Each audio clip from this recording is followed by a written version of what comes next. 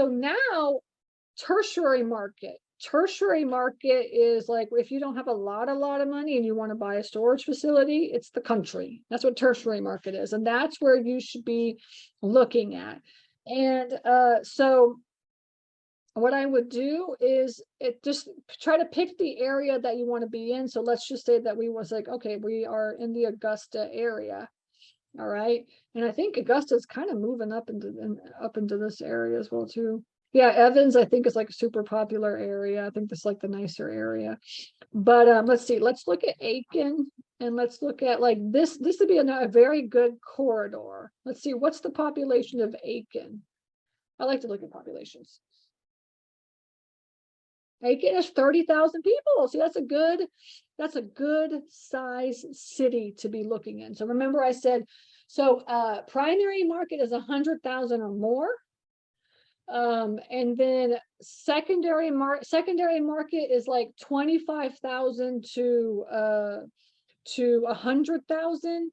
And tertiary market is 25,000 or less. All right. And then you have the sub-tertiary market. I would say sub-tertiary market is like 5,000 or less. And the secondary market would be like maybe 25,000 to 60,000 or 75,000 or something like that. All right. And so you can kind of just pick, you can try to figure out what your market is. I started out with like sub-tertiary market.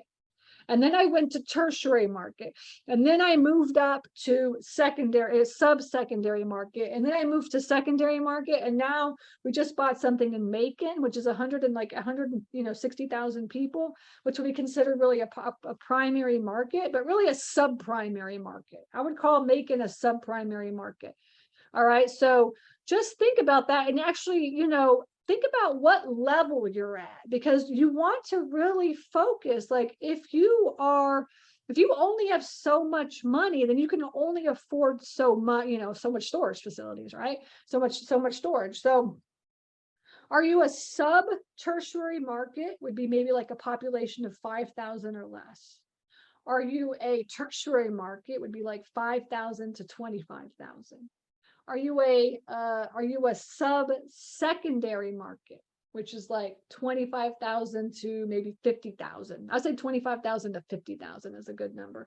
And then are you secondary market, which is like 50,000 to 100,000? And then are you sub-primary market, which would be like 100 to like maybe 200,000? Or are you like a primary market where you're like 200,000 or more? Like I just want to be right in the middle. Right. And so put it into the chat, which one you think you are. I'd love to hear where you are now in terms of pricing. Right. So, obviously, if you can't come up with any money, you're like, I ain't got no money, but I want to get into storage, then you should be wholesaling self-storage. Right. I always say this: wholesale self-storage. There's not enough wholesalers out there that know how to truly wholesale. So if you don't know how to wholesale, then you should definitely buy my course, because I teach this. But essentially, wholesaling is really good for tertiary market. So your buyer is going to be a tertiary market buyer, sub-tertiary and tertiary markets. And that is where you're going to find a property that's like a couple $100,000 that you can wholesale and make 25 to 50 grand on. All right, that's a good starting point. Sub-tertiary and tertiary markets are like a couple $100,000. All right, 500,000 or less, right? Because you can find like so if you can only come up with like 50 grand, or if you can only come up with 50 or 100 grand, then you would be like 50 grand is like a sub-tertiary, and 100 grand could be a tertiary to maybe a sub-secondary, right? And then you have and then you're like, I can come up with 100 grand, and my partner can come up with 100 grand. So now you have 200 grand, right? And so now you have $1 million property. $1 million can get you a good sub-secondary to a secondary market, something like this. All right. Now, every once in a while, you'll find like a bad deal in like a good city. Right? A bad storage facility, like a totally mismanaged storage facility in a bad city. Mismanaged facilities are like, they're the ones that are like the diamonds in the rough, right? So of course you can always find these in all the different markets, right? So for instance, like I bought the ugliest storage facility in Macon, right? and it's a population of 150,000 people. And I got the ugliest storage facility in Macon. Okay, so you can always do this. There's always, there's always like, there's always like exceptions to the rule. Okay, but typically you're going to find, a couple $100,000 is going to get you like a sub-tertiary to a tertiary market. Okay, so if you're trying to get your first facility and you're looking in,